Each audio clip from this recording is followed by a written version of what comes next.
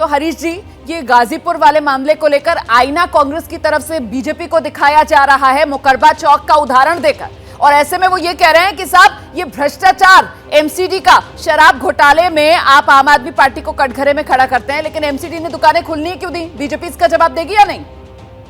तो अलग अलग बातों का, दोनों बातों का जवाब दूंगा, मुझे 10-30 सेकंड दीजिएगा। अभी आपने याद, अभी मैं आपकी ओर देख रहा था, बाइट देख रहा था, अरविंद केजरीवाल जी कह रहे थे कि हम इंग्लैंड से वैज्ञानिक मंगवाएंगे, लंदन से, कहीं से मंगवाएंगे, यहाँ से मंगवाएंगे, विदेशों से मंगवाएंगे और एक्सपेरिमेंट करेंगे। याद आपने अभी दिखाया था कि कूड़े को कैसे करेंगे, क्योंकि दिल्ली के मुख्यमंत्री दिल्ली में रहते नहीं है, उनको दिल्ली की नॉलेज तो है नहीं।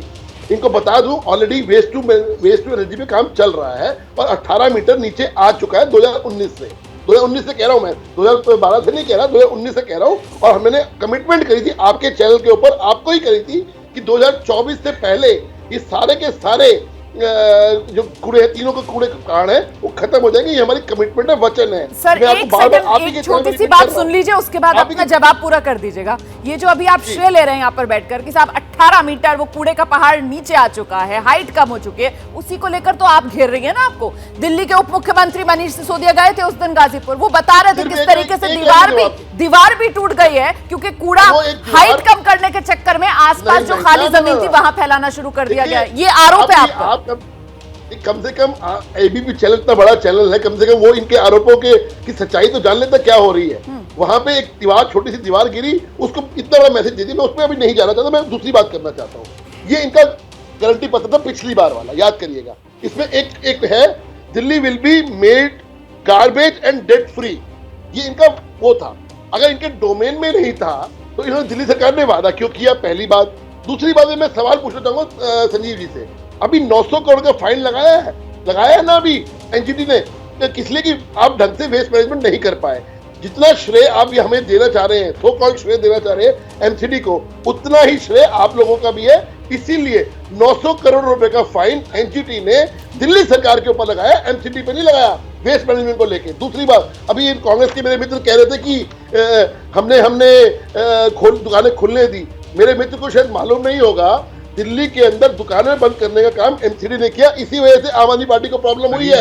आप समझिए, इन्होंने दुकानें, ठीक है एक एक करके मुझे लगता है जरा जल्दी से आप संजीव जी के पास चलते हैं। ठीक है, आपने जवाब दिया हरीश जी, मैं संजीव जी के पास जा रही हूँ। संजीव जी, आपने सुन लिया, हरीश खुराना साहब कह रहे हैं कि साहब हमें कहते रहते हैं कि हमने कूड़ा कूड़ा कूड़ा कर दिया दिल्ली को, ये कौन सा अपने वादे पूरे कर पाए?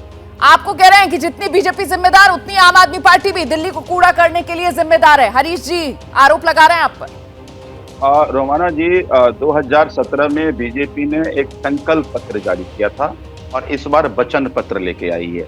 उस संकल्प पत्र में क्या था? कहा था तीनों कूड़े का पहाड़ हम खत्म कर देंगे, हम केंद्र सरकार से पैसे लेके आएंगे, हम दिल्ली सरकार पे हमें निर्भर नहीं रहना पड़ेगा। उन्होंने कहा था कि 10 रुपए की थाली हम खाने को लोगों को देंगे। उन्होंने कहा था कि पूरी तरह डिजिटलाइज हो जाएगी एमसीडी। ये संकल्प पत्र चला गया कूड़े में, अब आ गया वचन पत्र। अब ये वचन पत्र क्या है? तो कहते हैं मैं दिल्ली में रहने वाले हर व्यक्ति को साफ पानी पहुंचाएंगे। भाई, जल बोर्ड तो आपके पास है नहीं, और अगर आप पहुंचा सकते थे पहले क्यों नहीं पहुंचाया?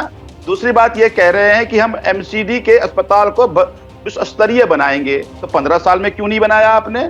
दिल्ली को भ्रष्टाचार मुक्त बनाएंगे, तो अगर 15 साल में जो काम आप नहीं कर पाए, फिर आगे जनता क्यों भरोसा करे?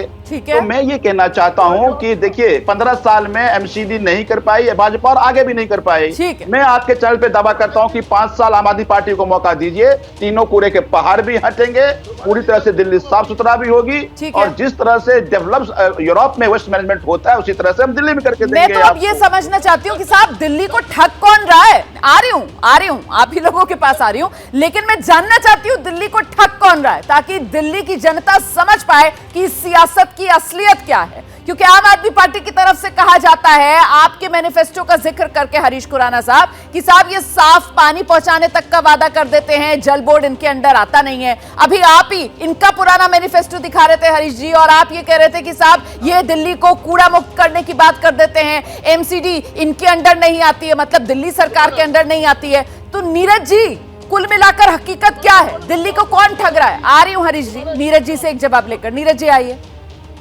रोमाना जी, इसके लिए हम लोगों को दिल्ली का एडमिनिस्ट्रेटिव सेटअप समझना चाहिए। यहाँ 3 एजेंसीज काम करती हैं। पहली दिल्ली सरकार, दूसरी एमसीडी और तीसरा अर्बन डेवलपमेंट मिनिस्ट्री। तो जब तीनों जगह, दो जगह पर भाजपा शासित आपके पास सरकारें हैं, एक आम आदमी पार्टी की सरकार है, दोनों की मिलीभगत आप देखिए कि इतिहास में पहली बार यमुना पर छठ पूजा नहीं हो पाई, क्योंकि यमुना का हाल ऐसा था कि आप कदम रखेंगे तो बीमारी अपने साथ लाएंगे। तो दिल्ली को बर्बाद करने में इन दोनों का हाथ तो पूरी तरीके से है। हम बार बार यही कह रहे हैं कि दिल्ली तो है, जो चमकती हुई दिल्ली शीला जी ने बनाई, जिसके अंदर साफ सड़कें, साफ हवा, साफ पानी, सब चीजें आपके पास थी। जैसे ही घड़ी का काटा दोपहर 2:30 पे आए, बबीता जी का दिल सास बहू साजिश के लिए मचल जाए। और ये है इनकी बहू, पूरे दिन ऑफिस की टेंशन हो जाए गॉन जब ये करें अपना फेवरेट शो फ्री टाइम पे ऑन। इनकी तरह आप भी देखिए अपना फेवरेट शो अपने टाइम पर और डाउनलोड कीजिए एबीपी लाइव ऐप अपने स्मार्ट टीवी पर।